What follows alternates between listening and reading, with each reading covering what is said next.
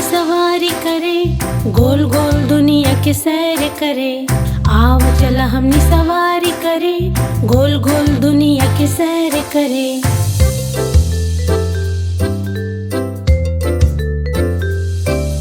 Cycle के seat पे बैठ के हम पीछा करें तितलिया का, ऑटो रिक्शा मिले मजा रंग बिरंग नजारन का।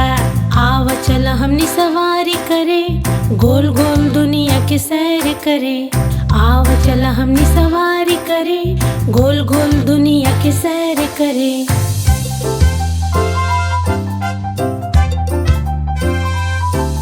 हवाई जहाज में उड़ते समय दोस्ती करें पंछियों से। ट्रेन की सीट पे बैठ के हम देखें जा गांव शहर। आव चला हमनी सवारी करे, गोल गोल दुनिया के सैर करे।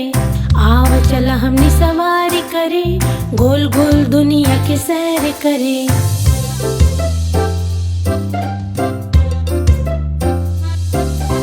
बस में बैठ के जाए नानी दादी के घर के हम, डुग डुग करत ट्रैक्टर पे घूम जा खेतन में हम।